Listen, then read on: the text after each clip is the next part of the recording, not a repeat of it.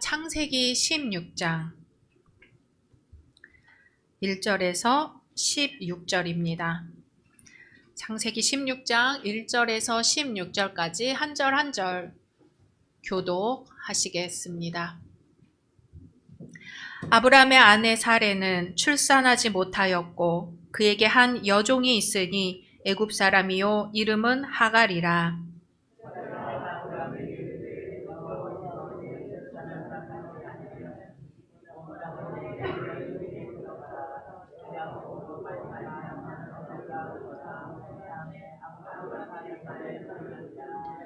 아브람의 아내 사레가 그 여종 애굽 사람 하갈을 데려다가 그 남편 아브람에게 첩으로 준 때는 아브람이 가나안 땅에 거주한 지 10년 후였더라.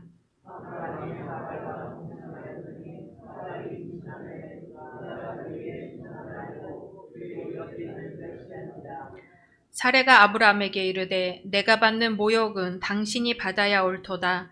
내가 나의 여종을 당신의 품에 두었거늘 그가 자기의 임신함을 알고 나를 멸시하니 당신과 나 사이에 여호와께서 판단하시기를 원하노라.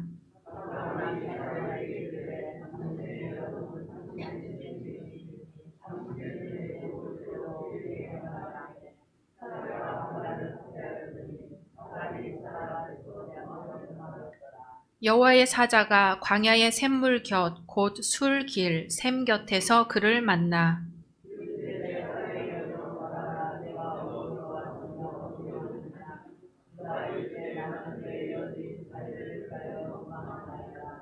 여호와의 사자가 그에게 이르되 내 여주인에게로 돌아가서 그 수하에 복종하라.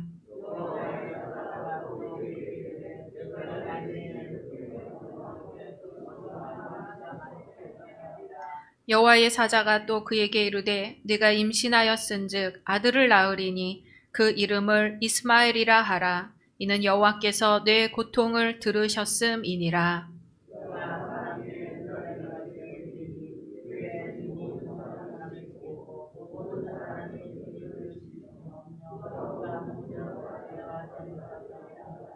하갈이 자기에게 이르신 여호와의 이름을 나를 살피시는 하나님이라 하였으니 이는 내가 어떻게 여기서 나를 살피시는 하나님을 배웠는고 함이라.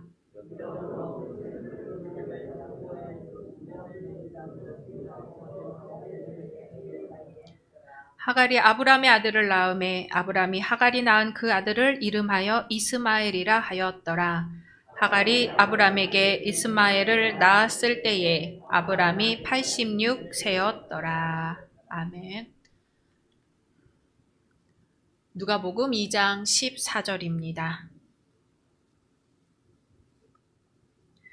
누가복음 2장 14절 말씀 한 목소리로 읽겠습니다. 지극히 높은 곳에서는 하나님께 영광이요 땅에서는 하나님이 기뻐하신 사람들 중에 평화로다 하니라. 아멘. 마지막 서신서 고린도후서 5장 17절입니다. 같이 읽습니다. 그런즉 누구든지 그리스도 안에 있으면 새로운 피조물이라. 이전 것은 지나갔으니 보라 새 것이 되었도다. 아멘. 어제 성탄절 잘 보내셨나요? 네. 한 번도 우리 찬양팀에게 감사 인사를 한 적이 없는 것 같아요. 찬양팀의 찬양 감사드립니다. 박수. 네. 오늘도 주님의 이름으로 모이신 여러분들을 주님의 이름으로 환영하고 축복합니다. 우리 앞뒤 옆에 계신 분들하고 눈인사로 또 인사해 주시기 바랍니다. 우리 온라인에서 함께 예배 드리시는 분들도 주님의 이름으로 환영하고 축복합니다. 사도행전교회의 핵심 가치 같이 선포하시겠습니다. 오직 예수, 오직 복음, 오직 교회, 오직 하나님의 나라. 아멘. 약속의 말씀 이제 마지막이 되겠습니다. 같이 암송하시겠습니다. 갈라디아서 6장 9절 말씀. 우리가 선을 행하되 낙심하지 말지 포기하지 않냐. 내가 이름에 약속의 말씀대로 이루어 주실 줄로 믿습니다. 아멘. 저희 친정 부모님이 온라인 예배를 같이 드리시는데 제가 첫머리부터 우리 친정 어머니 얘기를 꺼내면 아마 뒤로 넘어지실 것 같으네요. 한 번은 친정 어머니가 그러시는 거예요. 제가 딸을 둘을 낳고 셋째 아들을 낳았을 때 저희 어머니께서 친정 엄마로서 비로소 할 일을 다 한 것 같아서 발을 뻗고 주무셨다는 거예요. 제가 기가 막혀서 웃었지요. 아직도 그런 생각을 하실까. 그런데 성경에서 여성들이 등장할 때마다 저는 어머니의 그 말씀이 생각이 나는 거예요. 예수님 당시 2000년 전에는 어땠을까? 아브라함 시대 기원전 약 2000년쯤 될까요? 지금으로부터 4000년 전에 여인들의 마음을 한번 거슬러서 헤아려 봅니다. 시대와 상황은 달라도 인간인 바에야 그 마음이라는 것이 거기서 거기이지 않을까 싶습니다. 요즘에는 딩크족이라고 있어요. 들어보셨어요?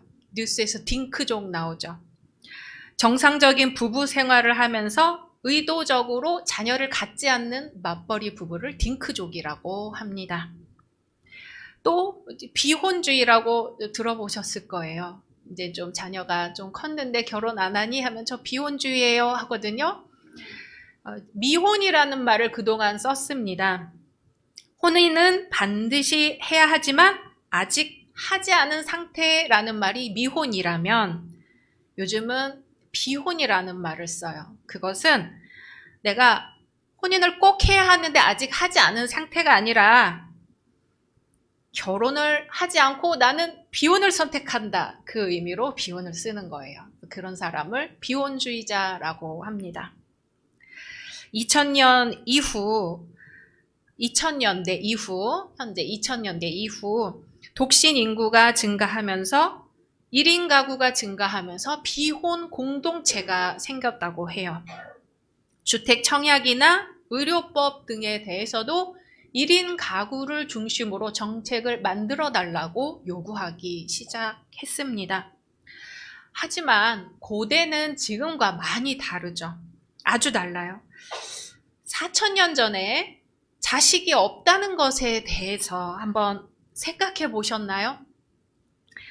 4000년 전 아니라 불과 몇십 년 전까지만 해도 어떤 권사님이 자식을 못 낳는 거예요. 자식을 못 낳아서 남편이 두 번째 부인을 맞이해서 자식을 낳는 걸 지금 보신 거죠. 그 마음이 얼마나 절절했으면 내가 죽은 아이라도 한번 낳아봤으면 소원이 없겠다 그러는 거예요. 고대로부터 여성은 자식을 낳는 것, 그 중에서도 특히 아들을 낳는 것에 자신의 생존과 지위와 명예가 달려 있었습니다.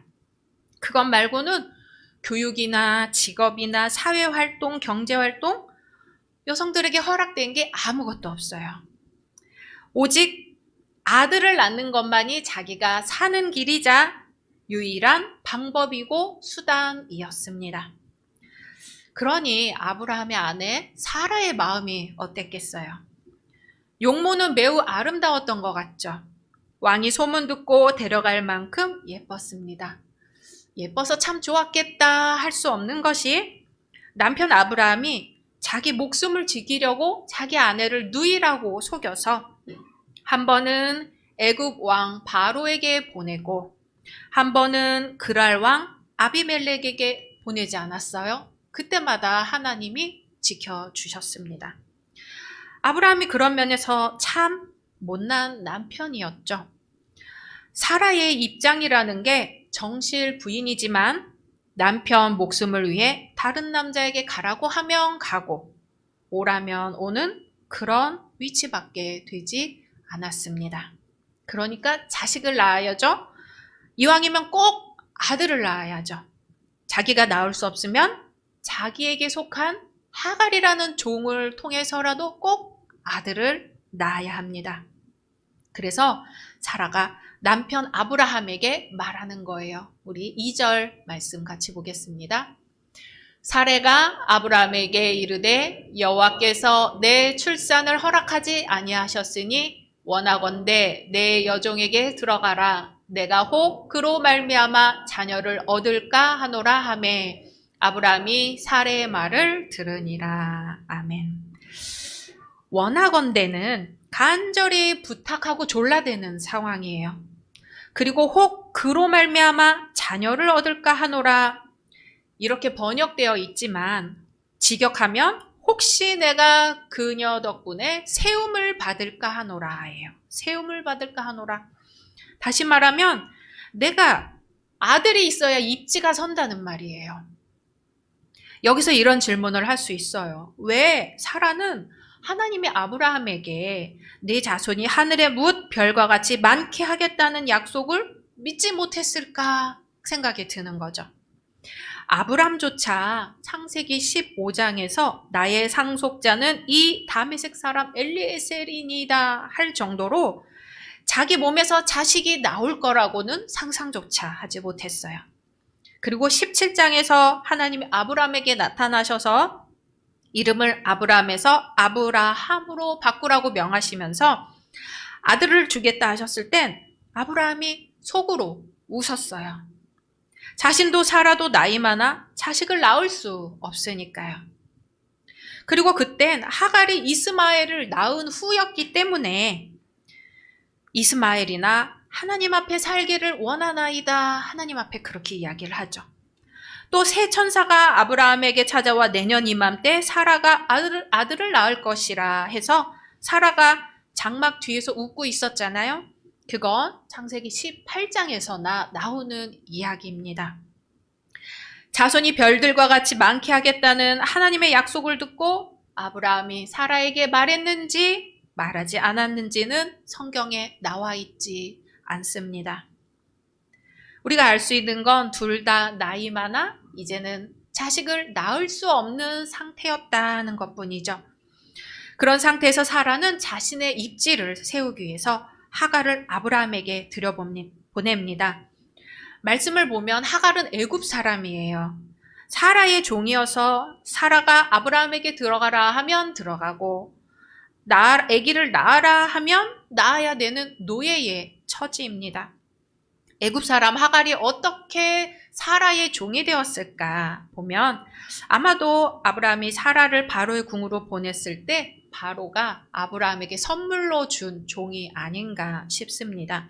12장 16절 한번 읽어보겠습니다. 시작. 이에 바로가 그로 말미암아 아브라함을 후대함으로 아브라함이 양과 소와 노비와 암수 나귀와 낙타를 얻었더라. 아멘. 이 말씀대로라면 애굽 여인 하갈은 어느 날 갑자기 자신의 고향을 떠나 아브라함의 집에 노비로 들어오게 된 거지요. 그리고 자신의 주인인 사라가 가라고 하면 가고 오라고 하면 오는 그런 노예의 신세로 사는 겁니다. 하지만 오늘 주인공은 아브라함도 사라도 아닌 하갈입니다.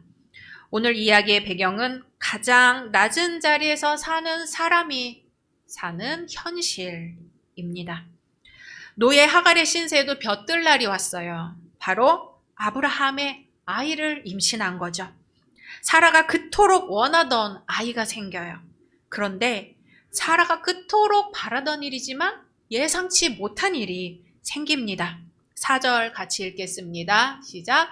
아브라함이 하갈과 동침하였더니 하갈이 임신하매 그가 자기의 임신함을 알고 그의 여주인을 멸시한지라. 아멘. 멸시한지라를 직역하면 가볍고 하찮게 여겼다는 거예요. 자신의 여주인이 자기 보기에 하찮게 보이는 거예요. 사라는 하갈이 임신하면 그 아이가 자기 아이가 되어 자기 지위가 올라가기를 기대했는데 하갈은 자기가 임신하자 자신의 지위 상승의 기회로 삼는 거죠. 결과적으로 사라는 여종의 지위를 높여주고 자신은 하갈에게 업신여김을 받는 상황이 된 거예요. 사라는 자신의 지위를 뺏길까 싶어 남편 아브람에게 이렇게 말합니다. 5절 읽습니다.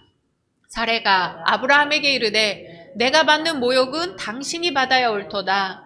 내가 나의 여종을 당신의 품에 두었거늘 그가 자기의 임신함을 알고 나를 멸시하니 당신과 나 사이에 여호와께서 판단하시기를 원하노라. 아멘. 다 남편인 당신이 잘못해서 생긴 일이니 내 잘못인지 당신 잘못인지 하나님이 심판해 주셨으면 좋겠다는 거예요. 하갈이 사라가 아이를 못 낳는다고 깔보니까 얼마나 속상하고 기가 막히겠어요. 이러한 요청에 아브람은 간단하게 대답합니다. 6절입니다. 아브람이 사레에게 이르되 당신의 여종은 당신의 수중에 있으니 당신의 눈에 좋을 대로 그에게 행하라 하매 사레가 하갈을 학대하였더니 하갈이 사레 앞에서 도망하였더라. 아멘. 흔히들 저도 많이 들어봤어요. 이런 대목이 나오면 그런 말을 하더라고요. 여자의 적은 여자다. 떠오르신 분도 계시죠? 역사상 전쟁은 사실은 남자와 남자의 싸움이었지만 그런 말을 하지 않습니다. 여자의 적은 여자다. 그런 말씀 하지 말라고 드리는 말씀이에요. 하갈은 아브라함이 자기 편을 들어줄 거라 생각했을지 모르겠어요. 하지만 아브라함이 모른 척합니다. 사레와 하갈은 다시 한번 불평등한 주종 관계로 변하는 상황이죠. 여기서 나오는 학대하였더니는 나중에 수백 년 후에 히브리 민족이 애굽에서 노예 생활할 때 학대당하였더라 하는 그 학대당하였다고 같은 말씀이에요. 그러니 사레가 하갈을 얼마나 가혹하게 괴롭혔는지를 우리가 알 수 있습니다.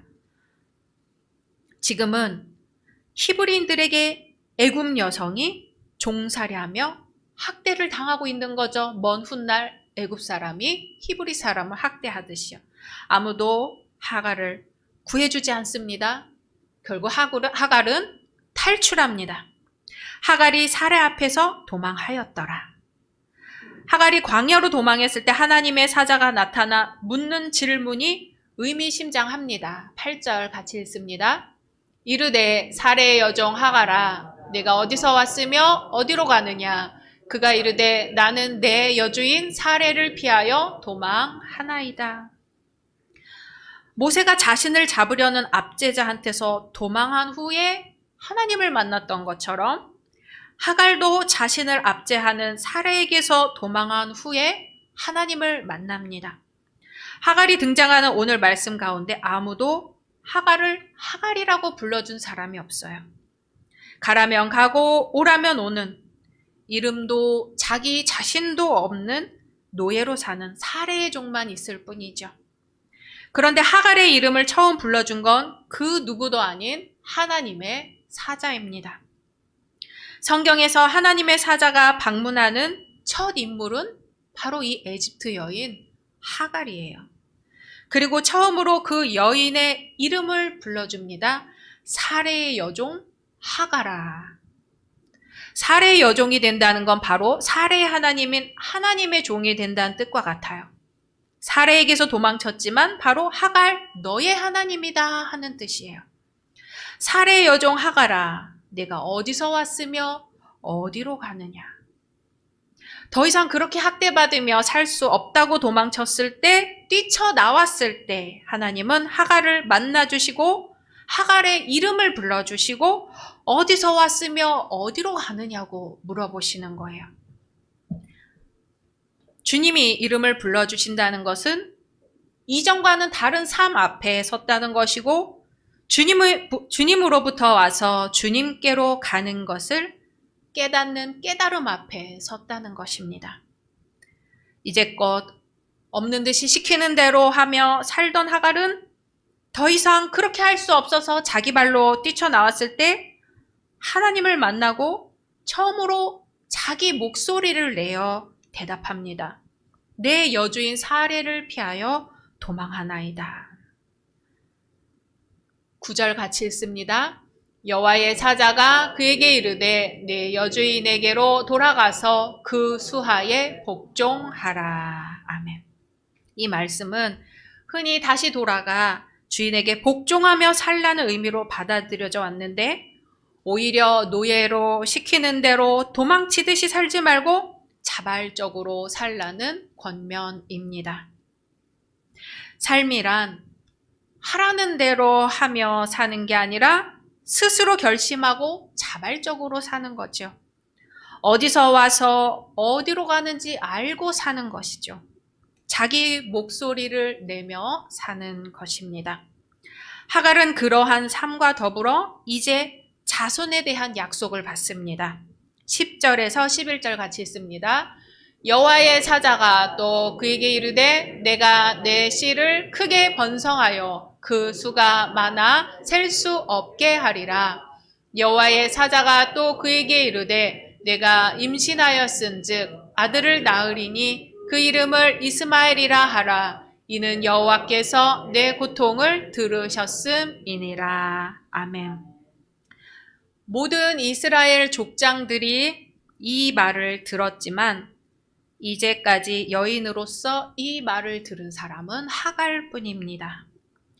그리고 하나님의 사자는 아들의 이름까지 지어주지요. 아들을 낳으리니 그 이름을 이스마엘이라 하라. 이는 여호와께서 내 고통을 들으셨음이니라. 이스마엘이라는 이름은 하나님이 들으셨다는 뜻이에요. 이제 더 놀라운 일, 하갈이 하나님의 이름을 부르는 장면이 나옵니다. 13절 읽습니다. 하갈이 자기에게 이르신 여호와의 이름을 나를 살피시는 하나님이라 하였으니 이는 내가 어떻게 여기서 나를 살피시는 하나님을 배웠는고 함이라. 아멘. 하갈이 나를 살피시는 하나님이라고 해요. 살피시는 하나님이라고 했지만 직역하면 오늘 말씀 제목과 같이 나를 보시는 하나님이에요. 이 이름은 하나님이 사람들에게 나는 누구다 하고 계시해 주신 이름이 아니고 하갈이 자기가 하나님을 만난 구원 체험에서 고백한 그러한 이름이에요. 하나님은 내가 고통당할 때 잊지 않고 나를 보시는 하나님이란 뜻이에요. 그리고 하나님이 하갈을 만나주신 장소인 셈을 브엘라 헤로이라고 불렀으니 나를 살피시는 살아계신 이의 우물이라는 뜻입니다. 그리고 하갈이 돌아가 아들을 낳고 이름을 이스마엘이라고 합니다. 하갈과 이스마엘 이야기는 창세기 21장 8절에서 21절에 한 번 더 나오는데 오늘 본문이 길어서 거기까지는 읽지 않았습니다. 하지만 하갈과 이스마엘은 이삭과 같이 유업을 이을 수 없다는 이유로 광야로 내쫓김을 당하고 말씀은 끝이 납니다. 거기서도 극적으로 하나님이 만나주시고 물을 찾게 하셔서 이방인이면서 노예인 하갈을 도우시고 우물을 열어 마시게 하고 두려워하지 말라 저기 있는 아이의 소리를 들었다고 하십니다. 하지만 사라와 하갈의 관계에서 이 이야기는 그저 광야로 내쫓긴 채로 끝이 납니다. 예수님이 나무 위에 삭개오를 보셨을 때 삭개오야 내려오너라 내가 오늘 내 집에 유하여야 하겠다. 오늘 이 집에 구원이 이르렀다 하신다거나 베드로가 기도하러 성전에 올라갈 때 안준뱅이 거지에게 금과 은은 내게 없으나 내게 있는 것으로 내게 주노니 나사렛 예수의 이름으로 일어나 걸으라 했을 때 그가 걸었네, 뛰었네, 찬양했네와 같은 그런 반전이 하갈의 이야기에서는 없습니다. 하갈과 이스마엘은 주인에게서 쫓겨났대요 하고 말씀이 끝이 납니다. 그런데요, 가만 보니까 아브람 시대에 하갈이 겪었던 일들을 21세기인 지금 놀라우리만치 똑같이 재현이 되고 있는 거예요. 미국의 흑인들은 이 성경 본문을 읽고 하갈이 바로 우리다 하고 말을 합니다. 우리가 바로 하갈처럼 노예로 살았고 이용당했고 버림받았다 또 죽임받았다 말합니다. 이 시대의 하갈이 누굴까요? 이 시대의 아브라함과 사라가 누굴까요? 종처럼 부리고 이용하고 필요 없으면 내치는 사람들이 누굴까요? 돈이라는 것이 매개가 되어 예전에 주인이 앉아있던 자리에 CEO나 사장이 앉아있고 종이 있던 자리에 월급을 받는 노동자들이 있습니다. 주인이 앉아있던 자리에 지위가 높은 사람들이 앉아있고 종이 있던 자리에 지위가 낮은 사람들이 앉아있습니다. 주인이 앉아있던 자리에 돈 있는 사람들이 앉아있고 종이 있던 자리에 돈 없는 사람들이 앉아있습니다. 주인이 앉아있던 자리에 권력자들이 앉아있고 종이 앉아있던 자리에 힘 없는 사람들이 있습니다.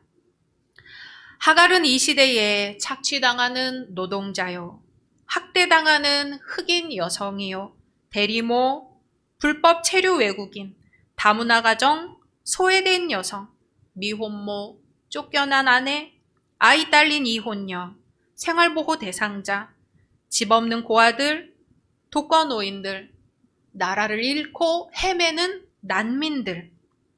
하갈의 이야기가 지금과 전혀 동떨어진 옛날 이야기가 아니더란 말입니다. 우리 삶의 한켠 이런 일들은 계속 되고 있습니다.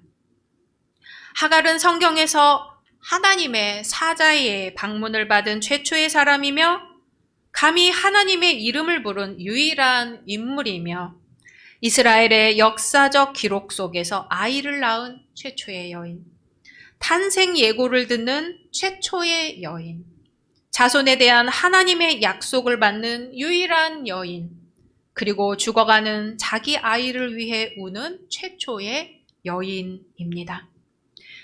그러나 그런 특별한 하갈이 경험한 것은 돌아올 수 없는 부당한 추방이었습니다. 왜 이토록 특별한 경험을 한 여인의 결말이 이럴까요? 우리가 매번 성탄절에 같은 이야기지만 보고 보아도 즐거운 성극, 매년 부르는 찬양, 매년 듣는 설교지만 구유에 누이신 아기를 묵상을 해보았습니다. 그분은 왜 구유에 누이셨을까? 종이 있는 자리도 모자라 왜 짐승이 있는 자리에까지 내려가야 하셨을까? 그러다가 종이면서 도망가야 했고 돌아왔어도 내쫓김을 당해야 했던 하갈을 하나님이 보신 것처럼 가장 낮은 자리 말구유에 바로 그 자리에 가장 존귀하신 분 아기 예수님이 오시고 세상에서 가장 빛나는 별 하나가 내려다보고 있었구나 깨닫게 되었습니다. 그러다 무섭고 두려운 것을 발견했어요. 하갈이 나를 보시는 하나님이라고 고백한 것처럼 하나님은 보고 계십니다. 하나님이 하갈과 이스마엘의 고통을 들으시고 그들이 어떻게 살아가는지를 보고 계십니다. 그리고 그 눈으로 이 시대의 아브라함과 사라를 보고 계십니다. 모른 척 하는지, 침묵하는지, 같이 고통스러워하는지, 같이 물을 찾으러 가는지 하나님이 보고 계십니다. 동방박사와 목자들이 아기 예수님께 경배하러 왔을 때 그들은 무엇을 보았습니까? 가장 낮은 자리에 아기 예수님이 계신 것과 그 모습을 내려다보고 있는 큰 별을 보았습니다.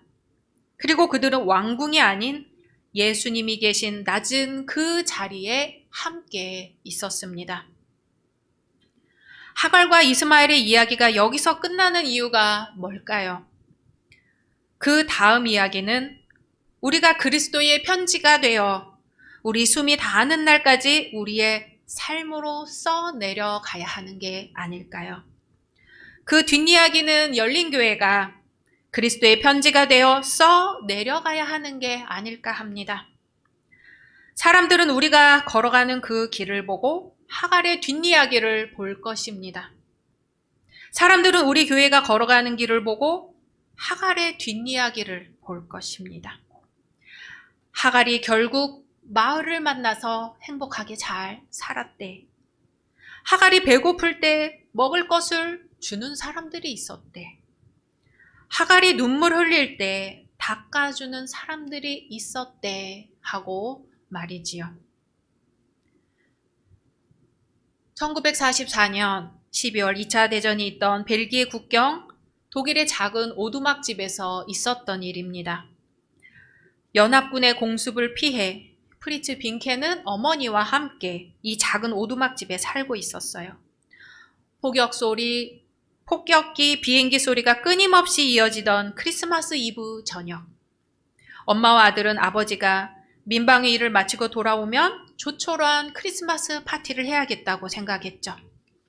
그때 누군가 오두막집 문을 두드리는 소리가 들립니다. 어머니는 촛불을 끄고 문을 열었습니다. 그런데 밖에는 철모를 쓴 병사 둘과 눈 위에 부상을 당한 병사가 누워 있어요. 어머니와 빈케는 곧장 그들이 적군인 미군들이라는 것을 알았죠. 그들은 무장했기 때문에 강제적으로 집으로 돌아올 수도 있었지만 잠시 쉬어가게 해달라는 간절한 눈빛을 보내고 있었습니다. 어머니는 그중 한 사람과 프랑스어로 말문을 열었습니다. 독일군을 피해 사흘이나 숲속을 헤맸고 동료는 부상까지 입었다는 얘기였죠. 비록 적군이지만 어머니의 눈에는 겨우 소년티를 벗은 앳된 얼굴로만 보입니다. 잠시 침묵하더니 들어오세요 라고 말을 했죠. 그리고 부상자를 아들의 침대에 눕히고 아들 빈케는 밖에서 눈을 퍼와 군인들의 언 발을 문질러 줍니다. 어머니는 크리스마스 파티를 하려고 남겨둔 수탉과 감자를 가져와 요리를 하기 시작합니다. 온 방 안에 고소한 통닭 냄새가 가득 찰 때 또다시 누군가 문을 두드립니다. 또 미군이겠지 생각하고 빈켄이 문을 여니 거기엔 독일군 4명이 서 있습니다. 적군을 숨겨주는 것은 최고의 반역죄로 즉결 총살감인 것을 알고 있습니다. 하지만 어머니가 아무렇지도 않게 축성탄하고 인사를 하니 날이 밝을 때까지만 쉬어가게 해달라고 부탁을 합니다. 어머니는 물론이죠. 따뜻한 음식도 있으니 어서 들어오세요. 그때 병사들이 통닭 냄새를 맡고 코를 벌렁거리면서 들어올 때 어머니가 얘기합니다. 우리 집에 이미 다른 손님들이 있습니다. 여러분의 친구는 아닐지 모릅니다. 그때 독일 병사들과 숨어있던 미군들은 총의 방아쇠에 손가락을 걸었습니다. 팽팽하게 긴장감이 돌 때 어머니는 말합니다. 오늘은 크리스마스 이브입니다. 우리 집에서 싸움이 벌어지는 것을 용납할 수가 없어요. 여러분은 내 아들과 같습니다. 모두가 배고프고 지친 몸이에요. 오늘 밤만은 죽이는 일을 서로 잊어버립시다. 여전히 긴장이 감도는 가운데 어머니는 다시 한번 말합니다. 멋들해요. 어서 맛있는 저녁을 먹어요. 총은 모두 이 장작더미 위에 올려놓으세요. 그러자 미군들과 독일군들은 말 잘 듣는 아이처럼 어머니의 말대로 총을 장작더미에 올려놓습니다. 잠시 뒤 신음소리가 들려서 바라보니 독일군이 부상당한 미군의 상처를 보고 있습니다. 어머니가 위생병이군요 하고 묻자 아닙니다. 저는 얼마 전까지 하이델베르크에서 의학을 공부했습니다. 그는 독일어가 아닌 유창한 영어로 날씨가 추워서 상처가 곪지 않아 다행이라고 부상당한 병사에게 말합니다. 서로 긴장이 풀리며 식탁에 앉아보니 군인들의 나이는 16살. 제일 나이 많은 하사의 나이가 23살입니다. 한 상에 둘러앉아 어머니가 식사 기도를 시작합니다. 주님이시여 오셔서 저희들의 손님이 되어 주소서. 이렇게 기도할 때 어머니의 눈에 눈물이 흐릅니다. 그리고 미군들의 눈에서도 독일군들의 눈에서도 눈물이 흐릅니다. 그들은 그날 독일군도 아니요, 미군도 아니요, 그리스도 안에서 한 형제 자매였습니다. 다음날 독일군 병사가 미군들에게 부대로 돌아가는 길을 자세히 알려준 뒤 서로 헤어져 반대편으로 걸어갑니다. 아기 예수님의 탄생이 전쟁 중이던 군사들의 마음을 녹였습니다. 오늘 우리는 누구인가요? 하갈인가요? 사라인가요? 아브라함인가요? 그 누가 됐든 하나님은 나를 보고 계십니다. 고통당하는 자도 보시며 침묵하는 자도 보십니다. 주님은 우리를 기다리시며 하갈의 뒷이야기를 그리스도의 편지로 마무리하기를 원하십니다. 주님은 우리를 기다리시며 우리가 하갈도 아니요, 사라도 아니요, 아브라함도 아닌 주님 안에서 한 그리스도의 형제 자매가 되기를 원하십니다. 주께서 이 땅에 하갈과 사라를, 이스마엘과 이삭을 성령의 끈으로 묶으시고 하나 되게 해 주시기를, 부족한 우리를 성령의 끈으로 묶으시고 덧씌우셔서 주님 걸어가신 그 발자국 옆에 우리 발자국도 있게 해 주시기를 소망합니다. 하갈의 고통을 들으시고 눈물 닦으시는 하나님의 은혜가, 독일군과 연합군이 그리스도 안에서 하나 된 은혜가 우리 열린교회와 2022년 우리의 한 해를 가득 채워주시기를 주님의 이름으로 소망합니다. 주님의 말씀입니다. 그런즉 누구든지 그리스도 안에 있으면 새로운 피조물이라. 이전 것은 지나갔으니 보라 새 것이 되었도다. 지극히 높은 곳에서는 하나님께 영광이요, 땅에서는 하나님이 기뻐하신 사람들 중에 평화로다. 아멘. 함께 침묵으로 기도하시겠습니다.